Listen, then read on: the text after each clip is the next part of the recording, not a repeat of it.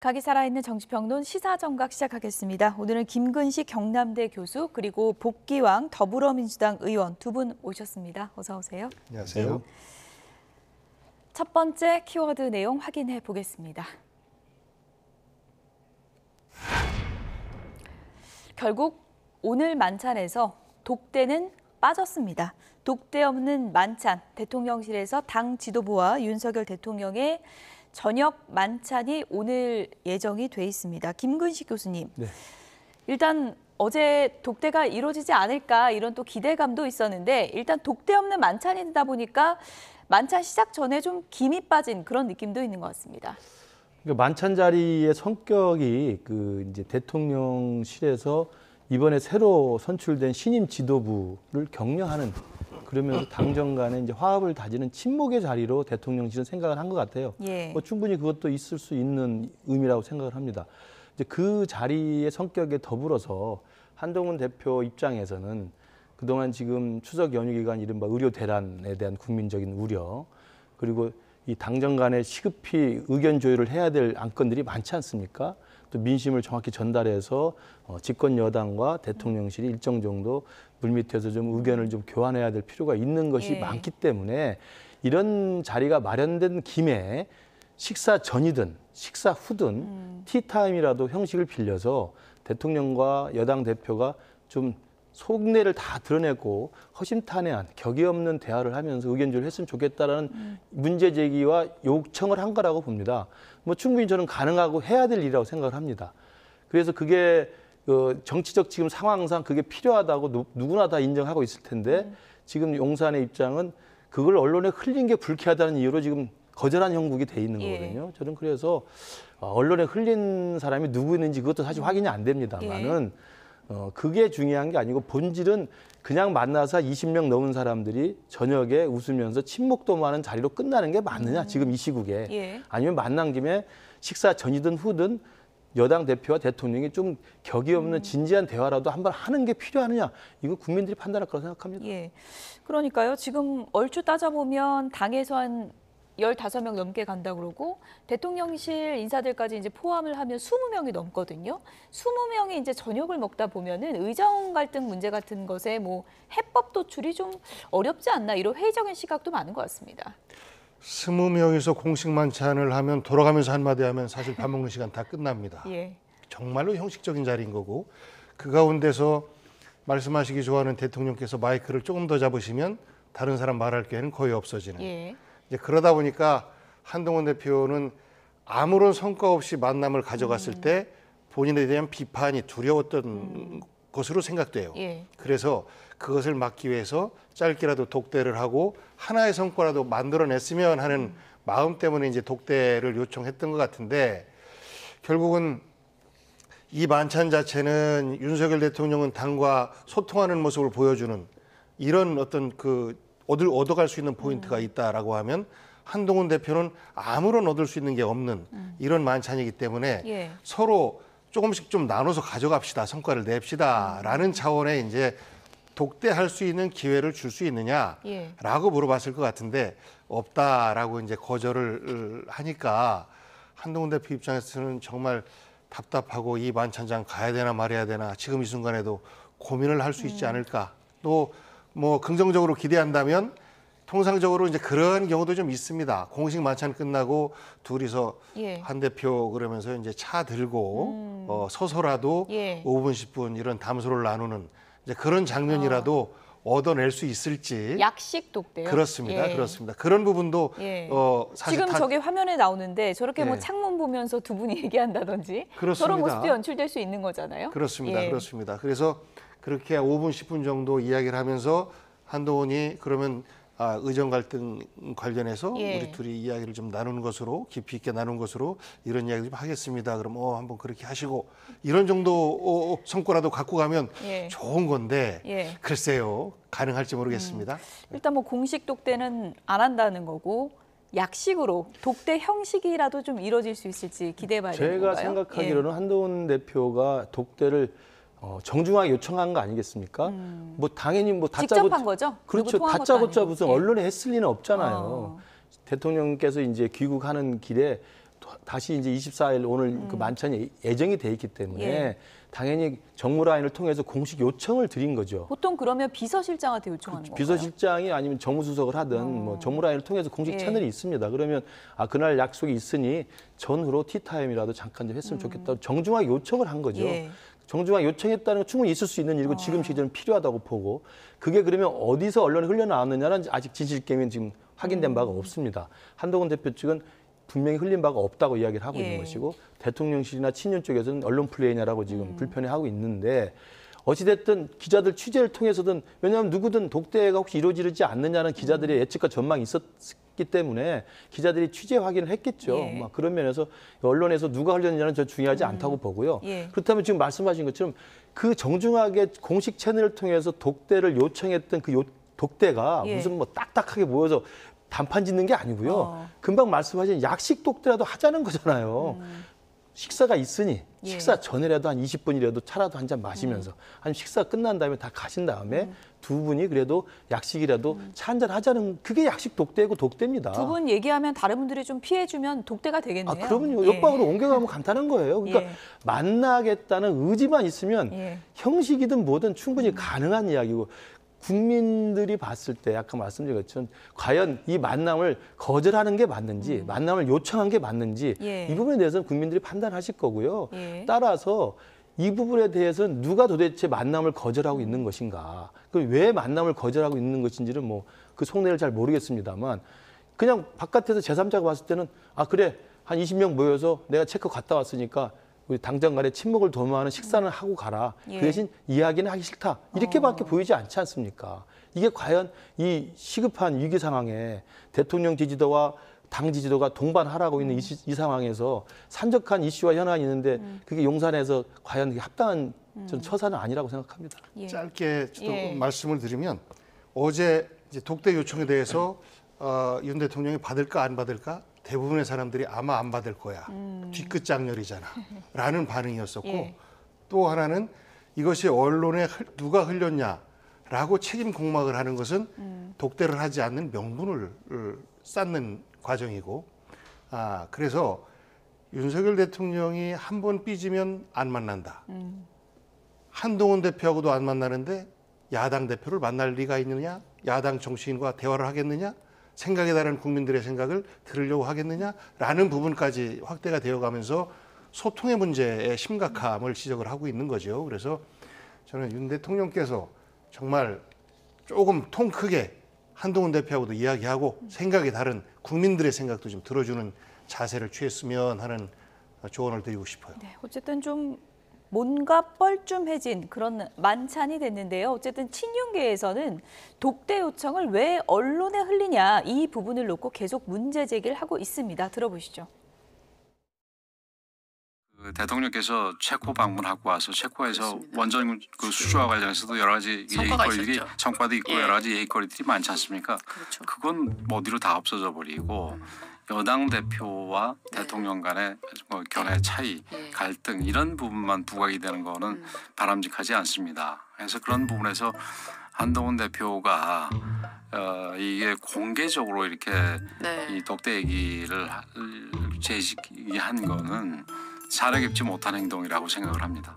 그리고 한동훈 대표 입장에서는 제가 보기에 대통령님 이번에 추석을 거치면서 우리가 이러이러한 좀 그 내용이 있다, 좀 진솔하게 좀 말씀드리고 싶다라고 이야기를 그 저 뭐 비서실장을 통하든 직접 이야기하든 했다면 또 그래 한번 들어보자라고 하고 넘어갈 수 있는 건데 그걸 공개적으로 하니까 독대 요청을 언론에 하느냐는 거죠. 그래서 최초 보도한 언론은 여권 핵심 관계자라고 이야기했고 보도 내용이 그다음 곧바로 그 민간 통신사에서 여당 핵심 관계자가 전화 통화를 했는데 이렇게 독대를 요청했다라고 답했다라고.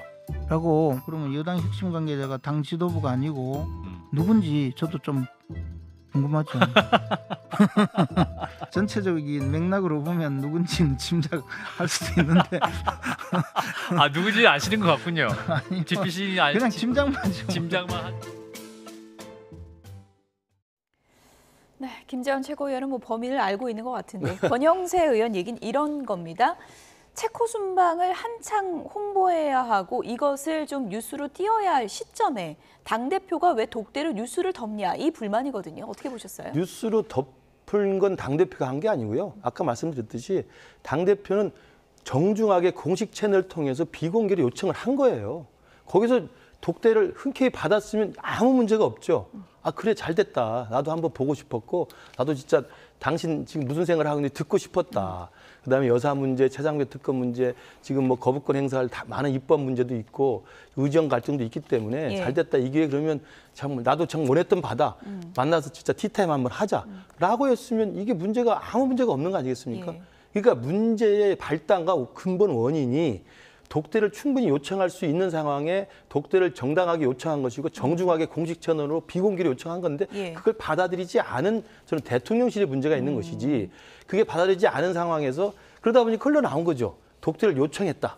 흘러나오니까 이 부분에 대해서 불쾌하다 이야기하는 것은 제가 볼 때 비본질적인 문제로 본질적인 문제를 지금 피해가는 거죠. 예. 그러니까 꼬리로 몸통을 막 예. 흔드는 거예요. 예. 꼬리가 중요한 게 아니고 몸통이 중요한 거죠.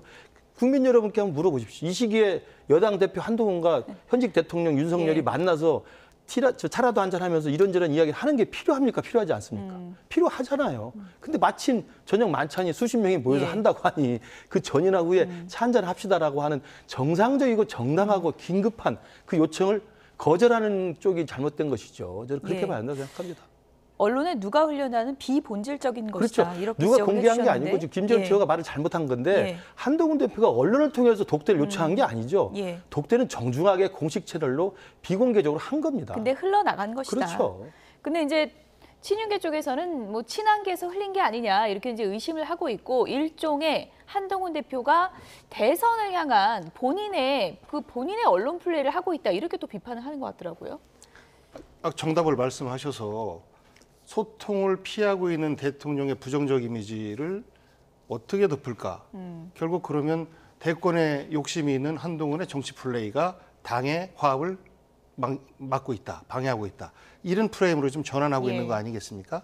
그러니까 저는 김근식 교수님이 윤 대통령에게 사랑받기가 되게 어렵겠다라는 생각을 말씀드리면서 저랑 생각이 똑같아요. 예. 그런데 김근식 교수님처럼 국민의힘 소속이면서 그렇게 약간은 객관적으로 사고할 수 있는 분들, 예. 그분들의 생각을 윤 대통령이 들으신다면 예. 저는 우리나라를 이런 정도로 걱정을 안 해도 될 것 같아요. 저는 이 문제에 대해서 뭐 여러 아까 권영세 뭐 의원님이나 이런 분들 윤 대통령 엄호하려고 예. 말씀들 하시는데 예.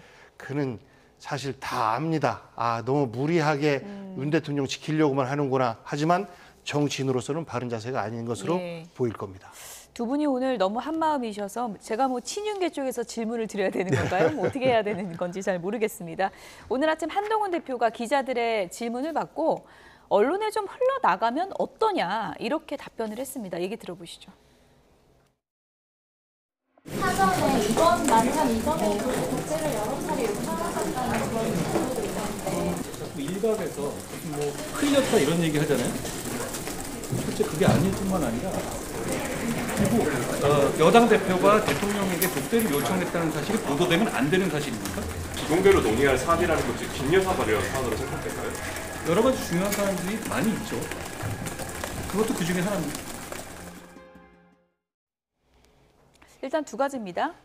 우리 쪽에서 안 흘렸다. 그리고 두 번째는 흘러나가면 뭐 어떠냐 이런 입장인 것 같아요. 그렇죠. 그러니까 아까 제가 예. 말씀 본질이 아니라는 거. 예. 그러니까 누가 어떤 의도를 가지고 어떻게 취재가 돼서 흘러나왔는지는 본질이 아니라는 것이고요. 본질은 지금 상황에 집권 여당 대표와 현 대통령께서 두 분이 만나서 독대를 해서라도 지금 시급한 현안들을 논의하는 것이 적절하냐 적절하지 않느냐의 문제가 본질이라는 말씀을 드리고 그다음에 저기서 나온 것처럼 이제 의제에 관심이 생기게 돼 있습니다. 이제 독대는 불발이 됐기 때문에. 예. 그러면 의제에 관심이 있기 때문에 김건희 여사 문제도 뭐 최장배 특검 문제도 여러 가지 거부권 문제도 의제에 올릴 수 있을까라는 궁금증이 있을 텐데요. 상식적으로 생각해 보면 20명 넘는 분이 저녁에 모여서 양쪽으로 이렇게 포진해서 앉아서 식사를 하면 의제 이야기를 할 수 없죠. 그냥 이야기하다가 끝나는 겁니다. 한동훈 대표가 그 얘기 꺼내면 분위기가 좀 안 좋아질까요? 그렇죠. 한동훈 대표가 그렇게 꺼낼 일도 없고요. 그 자리에서 어떻게 그런 얘기를 꺼냅니까? 그러니까 네. 사실은 그냥 오늘 저녁의 만찬은 아무런 정치적 또는 국민의 눈높이에서 관심 갖고 있는 이슈에 대한 정치적 어떤 의미를 갖는 논의의 결과를 가져올 수는 없는 상황이 돼버린 겁니다. 예. 물론 이제 이것도 워낙 지금 당정 간에 갈등이 있다고 하니 윤한 갈등에 대한 우려가 있고 하니 뭐 이참에 모여서 친목이라도 도모합시다. 거기에 뭐 의미를 둔다고 한다면 오케이 뭐 그 정도는 할 수 있습니다만 지금 국민들이 그것만 바라고 있는 건 아니잖아요. 의정 갈등에 대해서 당장 여야 의정 협의체를 좀 구성하기로 해놓고 의료계를 지금 설득해서 들어와야 되는데 그러면 대통령실 입장 변화를 지금 한동훈 대표는 간절히 요구하고 있는 건데 이 부분에 대해서 당정 간에 좀 의견 조율을 좀 해보자는 건데 그것조차 할 기회가 없으니 답답할 수밖에 없죠. 그러니까 뭐 당정이 아무리 저녁 먹는 자리라지만 상견례를 겸한 격려만 하기에는 지금 민심이 그렇게 썩 좋진 않다 이런 지적을 해주신 건데 한동훈 대표 답변 들어보니까 독대할 때 뭘 얘기할 거냐 중에 김건희 여사 관련도 그 중에 하나라고 했거든요. 만약에 독대가 이루어졌다면 김건희 여사 관련해서 어떤 얘기를 했을까요? 명품백이나 도이치모터스나 이런 부분에 대해서 많이 나왔기 때문에 예. 새롭게 이슈로 등장한 것이 이제 공천 개입 아니겠습니까? 여기까지 이야기를 하면서 이 부분은 풀고 가는 게 대통령님의 부담을 줄이는 겁니다. 향후 3년 가까이 남은 앞으로의 임기를 마무리할 수 있는 유일한 길입니다라는 말까지 할 수 있지 않을까. 그러면 이제 두 분의 그 말을 윤석열 대통령이 들어준다면 두 분의 관계가 다시 회복될 가능성도 좀 있어 보이고 그런데 윤석열 대통령이 거부를 한 것은 그런 불편한 이야기가 혹시 나올까 봐서 미리 차단한 것 아닌가 싶습니다. 마이크 들고 공식적으로 환영사하고 또 답사하고 이런 자리에서는 저런 현안들 얘기 못 하거든요. 그저 형식적으로 불러주셔서 감사합니다. 체코 오시느라 고생하셨습니다. 뭐 이렇게 하고 뭐 1시간 반, 2시간 끝나고 건배 몇 번 하면 끝나는 자리라 아무런 내용이 없는 것에 대해서 아까 말씀드렸던 것처럼 한동훈 대표는 그저 그 생색내기에 이용만 당하는 정치적으로 아무것도 얻지 못하고 오히려 잃고 나오는 이런 것들에 대한 걱정과 불안함이 좀 있었을 텐데 좀 짧게라도 비공식적인 그 둘만의 만남을 만들어 준다면 오늘 이렇게 여러 가지 여당 내에서 걱정을 좀 하고 있는 것을 어느 정도 좀 풀어줄 수 있지 않을까. 근데 좀 너무한 것 같아요. 그러니까 전혀 비본질적인 것으로 뭐 이 프레임을 옮겨가려고 애쓰는 모습들이나 이런 것들을 보면 저 야당 입장에서 볼 때는 정말 유치하다라는 생각입니다. 그러니까 일각에서는 뭐 친윤 쪽에서나 이쪽 일각에서 좀 섭섭함을 좀 드러내는 쪽에서는 이렇게 신뢰관계가 있으면 언론을 통해서 이렇게 문제 제기하지 말고 직접 전화를 하거나 직접 연락을 해서 하면 되지 않느냐. 그러니까요. 전화번호가 있을 텐데. 이렇게 하잖아요. 그럼 제가 반문을 할 수밖에 없어요. 한동훈 대표와 윤석열 대통령은 정말 오랜 직이 아닙니까? 수십 년 같이 일했던 정말 한솥밥을 먹었던 정말 절친한 사람들이죠. 그래서 법무장관으로 젊은 분이지만 임명을 했고 당의 비대위원장으로 대통령이 추천을 한 거 아니겠어요? 그런데 보십시오. 비대위원장 시절에 명품백 이야기가 나왔을 때 김건희 여사의 국민 눈높이 발언을 했다는 이유만으로 그다음 그 신뢰가 그렇게 많다는 분이 대통령께서 전화로 한 대표 이게 무슨 이야기야? 이게 무슨 이야기야? 오해한 거 아니야? 전화를 안 하고 어떻게 했습니까? 이관섭 비서실장을 보내서 사퇴하라고 요구를 했어요. 그게 신뢰 있는 관계에서 할 일입니까? 아니 지금 역으로 묻고 싶은 거예요. 아니 한동훈 대표가 만나고 싶으면 전화를 해서 신뢰가 있으니까 말씀드리면 되지 않겠느냐라고 이야기하는데 그런 걸 먼저 안 하신 분이 대통령입니다. 아니 그렇게 친했던 분을 비대위원장을 시켜놓고 국민 눈높이 발언 한번 했다고 비서실장을 보냈다는 건 공식적으로 통보한 거잖아요. 비서실장을 보내서 당신 사퇴하세요 라고 주장했다는 거 아닙니까? 그럼 그때 전화를 했어야죠. 아유 한 대표 무슨 일이야 좀 들어와 봐. 잠깐 밥이나 먹자.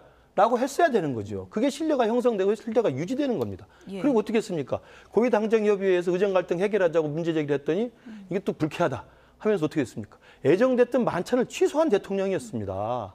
그리고 매년 왔던 연찬을 안 왔던 대통령이었습니다. 신뢰가 어떻게 생깁니까? 그러니 이렇게 어렵게 만들어진 만찬 자리에서라도 정말 시급하고 다급하고 절박하니 좀 만나서 이야기 좀 합시다 하는 건데 이것마저 지금 거부가 된 거죠. 국민들은 다 알고 있다고 생각합니다. 설마 오늘 만찬 취소는 안 되겠죠? 그러면 안 되죠. 밥은 먹어야죠. 밥은 먹고 오라니까 밥은 먹고 가야죠. 뭐. 좀 주제가 좀 다를 수 있는데 여당 내에서 소통이 좀 되고 나면 사실 지금 시점은 어떤 시점이냐면 체코의 큰 원전을 수주를 예. 사실상 했고 마지막 남은 이제 지적재산권의 예. 미국의 문제가 있는데 이 수주를 하기 전까지요. 저는 과거 박병석 의장님 모시고 체코의 모든 관계자들 다 만나고 부탁을 하고 했었어요. 예. 그 이전 정부에서도 이것을 따기 위해서 많은 노력을 해왔습니다. 예. 그러면 지금 마지막 이런 성과를 우리가 내기 직전인데 우리 국민의 역량을 하나로 모아주십시오라고 국회 관계자, 야당 해서 체코의 순방 성과들을 설명해주고 국민의 힘을 하나로 모으는 이런 성과 자랑을 하는 자리이어야 되는데 그쪽으로 한 발짝도 못 나가고 집안 싸움만 하고 있는 꼴 아닙니까? 어쨌든 뭐 지금 독대 불발로 양쪽 다 상처를 입었다 이런 시각이 대체적인 것 같은데 뭐 만찬자리가 또 만나서 얘기하다 보면 어떻게 또 흘러갈지 모르니까 또 기대했던 그런 장면이 또 연출될 수 있을지도 모르니까요. 좀 지켜보겠습니다. 다음 주제 보여주시죠.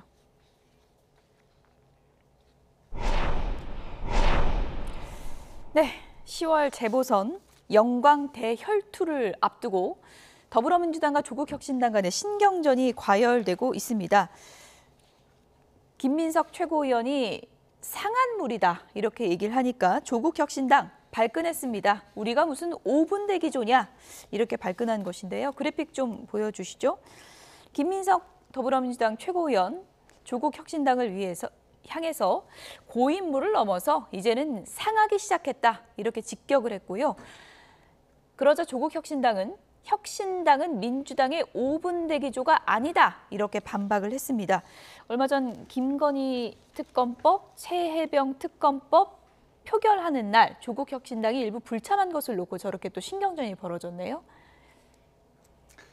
예, 정청래 의원이 조국 대표는 안 왔어? 뭐 이런 큰 소리로 얘기해서 저희가 빵 터지면서 예. 근데 그게 정치적 노림수가 있었던 것이죠. 예. 정치에 선거에 관심이 있고 정작 있어야 될 본회의장에는 안 보인다라는 것을 이제 우회적으로 비판을 한 건데 예. 선거 때는 과한 표현들이 나오기 마련입니다. 작은 부분도 큰 흠으로 만들어내고 작은 성과도 큰 성과로 포장을 하는데 그럼에도 불구하고 지금 저렇게 뭐 상한물이다라고 상대방을 공격한다든지 이것에 대해서 뭐 5분 대기조가 아니다라고 반발을 한다든지 하는 모습들은 호남 내에서 민주당과 조국혁신당 모두에게 저는 도움이 되지 않을 것이라고 봐요. 예. 그래서 김민석 최고위원께서 이제 수석 최고위원의 역할을 하면서 스스로 일종의 총알바지 역할을 예. 하고 계신 것인데 예. 조금은 좀 순화된 말로 그리고 조국 대표의 말처럼 서로 감정선은 건드리지 않는 방법으로 건전한 경쟁을 했으면 좋겠어요. 그래서 저는 정말 우리 선거사상 어찌 보면 처음으로 제대로 된 정책 경쟁을 통해서 그 경쟁을 하는 이런 선거 사례가 이번 재보궐선거가 됐으면 하는 바람을 개인적으로 좀 갖고 있습니다. 예. 왜 이렇게 뭐 혈투란 얘기까지 나올까? 이재명 대표가 바쁜 일정 중에 왜 영광까지 달려갔을까? 여론조사 결과를 보면 알 수가 있습니다. 네, 전남 영광 군수, 전남 곡성 군수. 지금 뭐 여론조사 결과니까 뭐 실제 선거 결과랑은 또 차이가 있을 수 있는데 전남 영광 군수를 보면 뭐 거의 붙어 있네요. 조국혁신당이 저선 좀 높게 나오고요. 실제로 이제 지난 총선에 뭐 지역구는 민주당, 뭐 비례는 조국혁신당에서 예. 그렇게 투표 형태가 이제 일부 야권에서는 있었는데요. 그때 총선에서도 비례대표에 대한 득표를 보면 정당 득표율? 네, 정당 예. 득표를 보면 조국혁신당이 호남에서 높았습니다. 그래서 아마 그걸 이제 믿고 조국혁신당에서 조국 당대표를 필두로 해서 지금 열심히 하고 있는 것 같은데 저는 저걸 보면서 아까 말씀하신 것처럼 뭐 선의의 경쟁 뭐 좋습니다. 그러나 이제 전조를 보면 기시감이 약간 드는 게 예. 2015년에도 당시 문재인 당대표가 민주당에 계셨을 예. 때입니다. 문재인 대표 시절에 호남의 민심이 흉흉했었어요. 그때 호남 민심이 흉흉했고 그 호남에서 문재인 대표에 대한 비토론이 상당히 있었을 때 예. 결국은 그 민주당의 문재인 대표 체제에 대한 혁신을 요구하다가 안철수 의원이 탈당하면서 국내당을 만들고 나오고 예. 2016년에 있었던 총선에서 호남을 석권합니다. 그렇죠. 이제 그게 사실은 이제 문재인 대표에 대한 호남 사실은 민심이 이반됐던 전조였거든요. 저는 지금이 그렇게까지 갈지는 모르겠습니다만 아마 조국당에서 볼 때는 지금 호남 민심이 이재명 대표에 대해서 그렇게 호의적이지는 않다. 그렇기 때문에 이번 영광구수 선거를 통해서 좀 파열음을 내보자라는 것에 대한 저는 정치적 기대를 가지고 올인을 하고 있는 것 같고요.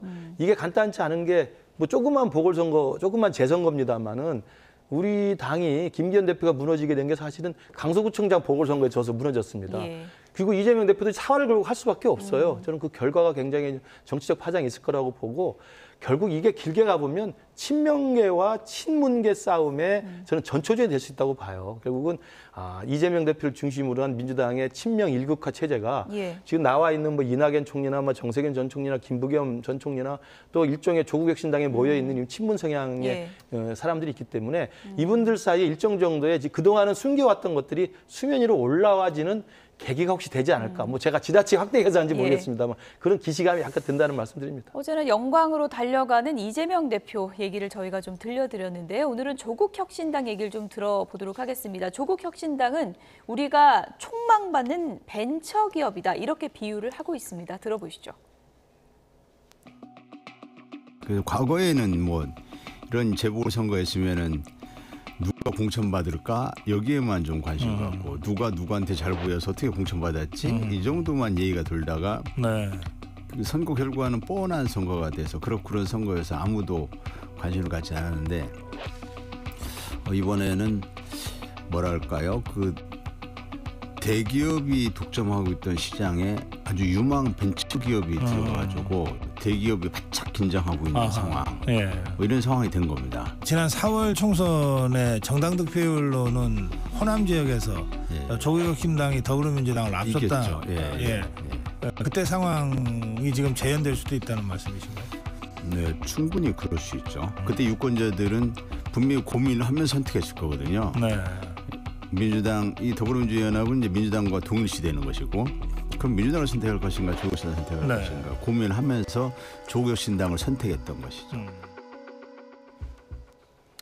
네, 4월 총선 어게인 그 현상이 그대로 나타날 것이다 이렇게 또 예측을 하고 있는데 어떻게 들으셨어요? 그런 바람을 조국혁신당 입장에서는 가질 수밖에 없는데, 근데 재보궐선거는요 투표율이 현저히 낮습니다. 그러면 결국은 조직을 누가 더 많이 갖고 있느냐가 굉장히 큰 영향을 미칩니다. 그렇군요.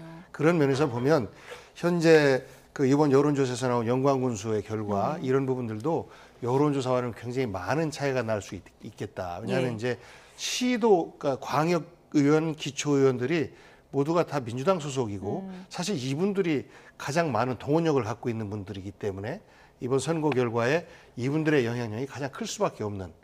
그래서 여론조사하고는 상당히 좀 다를 수밖에 없는데 황운하 의원께서 말씀하신 것처럼 저는 조국혁신당이 정말 제대로 된 전망 있는 벤처기업, 정치 벤처기업으로서 잘 성장을 해줬으면 좋겠어요. 근데 이것이 민주당의 영역을 뺏어먹는 결국은 전체로 볼 때 진보 진영에서 볼 때 제로섬이 되는 이런 것이 아니고 새로운 영역에서의 대안이 되었으면 그런 방식으로 선거 캠페인도 진행해 나갔으면 하는 좀 바람을 가져봅니다. 국 의원님이 늘 객관적인 평론을 해주시는데 결론은 대기업인 민주당이 이긴다 뭐 이렇게 보시는 건가요? 그럴 가능성이 현실적으로는 매우 높습니다. 만약에 그런 결과가 나오지 않는다라고 하면 벤처기업은 대박치는 것이고 대기업인 민주당에서는 정말 심각한 자기 반성과 아까 이재명 대표께서 말씀하신 것처럼 어떤 문제가 있는지에 대해서 심각하게 돌아봐야 되는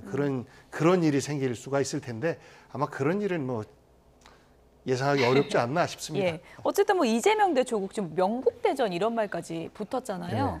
조국 대표 입장에서도 대법원 선고 전 뭐 마지막 혈투가 될 수 있다 이런 얘기가 있지 않습니까? 그렇죠. 그러니까 결과는 두고 봐야 될 것 같아요. 특히 이제 곡성과 달리 영광 같은 경우는 진보당이라는 또 제3세력이 또 상당한 지분을 그동안 계속 그 득표를 해왔더라고요.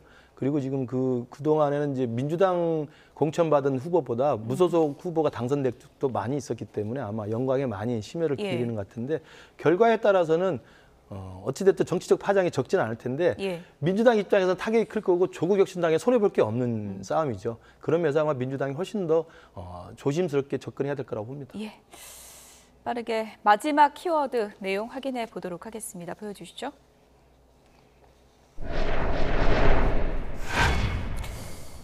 임종석 전 비서실장이 얘기한 통일 필요 없다. 이 얘기에 대해서 윤석열 대통령이 오늘 국무회의에서 정면으로 반박했습니다. 두 국가론 이해 불가다 이렇게 반박을 했는데요. 얘기 함께 들어보시죠. 통일하지 맙시다. 그냥 따로 함께 살면서 서로 존중하고 서로 돕고 같이 행복하면 좋지 않을까요? 통일을 꼭 해야 한다는 강박관념을 내려놓읍시다. 단단히 평화를 구축하고 이후의 한반도 미래는 후대 세대에게 맡깁시다. 객관적 현실을 받아들이고 두 개의 국가를 수용합시다. 또 요즘 정치권 일각에서 갑자기 통일을 추진하지 말자, 통일이란 말은 이야기하지 말자는 목소리도 나오고 있습니다. 평생을 통일운동에 매진하면서 통일이 인생의 목표인 것처럼 이야기하던 많은 사람들이 북한이 두 국가론을 주장하자 갑자기 자신들의 주장을 급선회했는데 도무지 이해할 수가 없습니다. 자신들의 통일 주장에 동의하지 않으면 반통일, 반민족 세력이라고 규탄하더니 하루아침에 입장을 180도 바꾼 것을 누가 납득할 수 있겠습니까? 네, 뭐 평생을 통일운동 하더니 요즘 나오는 얘기를 이해할 수가 없다면서 두 개의 국가론에 대해서 정부의 입장을 명확히 한 것 같습니다. 평생을 통일운동했다라는 걸 인정하시나 봐요. 그동안 종북 세력이라고 칭했었는데 다행입니다. 저는 임종석 실장이 일종의 그 반어적 표현을 한 것 아닌가 싶어요. 통일을 하지 맙시다라고 하는 것은 통일을 하자고 하니까 통일에 반대하는 사람들이 자꾸 한반도에 평화를 해치고 전쟁을 끌고 오려고 한다. 하지만 지금 전 세계적으로 객관적으로 남과 북은 유엔에 동시 가입되어 있는 각각의 국가이고, 그러면 일본과도 우리가 함께하고 일본과도 평화를 추구하는데 또 다른 국가인 북한에 대해서 이것을 반국가 단체로만 규정해 놓지 않는다면 언제든지 평화를 통해서 우리가 우호적 관계를 만들어 갈 수 있고, 결국 평화라고 하는 것은 통일로 갈 수 있는 유일한 길 아닌가라는 차원에서 평화를 해치고 있는 남북관계의 시각을 좀 바꿔보자 해서 평화가 출발이다라는 말을 저렇게 이제 반어법으로 표현을 하고 이제 관심을 이렇게 집중을 시킨 것인데, 저는 저 말에 진정성이 있다고 봅니다. 예, 어떻게 보면 좀 의미를 잘못 해석한 부분도 있는 것 같다, 그렇게 보시는 거군요. 그러니까 이제 진보 진영에서는 저렇게 해석을 할 수 있고요. 그러나 이제 임종석 실장이 정치인이잖아요. 그리고 이른바 문재인 정부 때 비서실장까지 했고 친문계의 자장이라 할 정도의 정치적 비중이 있는 인사이기 때문에 정치적 비중이 있는 정치인이 아무리 반어법이라지만 통일을 포기하자, 통일하지 맙시다라는 이야기는 좀 과하게 나간 이야기라는 거죠. 일반 학자가 저런 주장할 수 있습니다. 그러나 정치인의 입에서 나올 이야기로 치고는 너무 반헌법적이라는 거죠. 헌법의 전문에도 나와 있고 헌법의 3조 사망 사항에도 다 이게 대한민국은 통일을 추진하게 되어 있는 게 역사적 사명이 되어 있습니다. 근데 그걸 포기하자고 하니까 지금 놀랄 수밖에 없는 거고요. 아, 그것도 바꾸자고 얘기했어요. 그러니까요. 그러니까 저는 정치인으로서 할 이야기는 좀 과한 이야기라는 말씀을 드리고, 그리고 이게 이제 김정은의 적대적 두 국가론이 나오자마자 발맞춰듯이 이야기를 하니까 오해를 살 만한 충분한 저는 여지가 있었다고 생각하고, 만약에 김정은이 말하는 적대적 두 국가론이니까 모든 걸 관계를 끊고 살자라는 이야기에는 우리가 대북 정책에 대해서는 북한이 근본적으로 변화한 대남 전략에 우리가 적극적으로 대응하는 의미에서 통일 포기가 아니라 저는 어떤 주장을 하냐면 그렇기 때문에 이제는 북한은 민족도 포기하고 통일도 포기했기 때문에 문재인 정부 때 열심히 했던 화해협력 만능론, 우리가 손을 내밀고 대화하고 협상하면 북한이 잡을 것이다 라고 하는 게 착각이라는 걸 깨달아야 되는 겁니다. 이제 김정은은 그걸 정리해버렸기 때문에, 그래서 임종석 실장이 지금 할 이야기는 적대적 두 국가론에 김정은의 장단에 발을 맞출 게 아니라, 아, 그러니 우리가 그동안 화해협력에 대한 기대가 너무 높았습니다. 이제는 화해협력의 효력이 없다는 것을 깨닫고 새로운 대북 정책을 모색하겠습니다 라고 하는 게 좀 필요하다고 말씀드립니다. 10초만. 적대적 두 국가론에 동의한 것이 아니고 평화적 두 국가론으로의 접근을 시작하자라는 제안이라고 보시면 될 것 같습니다. 그러니까 적대적 두 국가의 평화를 이야기하니까 김정은 정권은 그대로 있고 핵무기도 그대로 있는 적대적 상황에서 우리는 평화의 문을 열어준다는 의미밖에 안 되는 거예요. 그러니까 이것도 안보에 굉장히 위험한 게 되는 거죠. 두 분이 이 주제는 밤샘 토론을 해도 결론이 나지 않을 주제이기 때문에 여기까지 줄이도록 하겠습니다. 지금까지 김근식 경남대 교수, 복기왕 더불어민주당 의원 두 분이었습니다. 고맙습니다. 고맙습니다.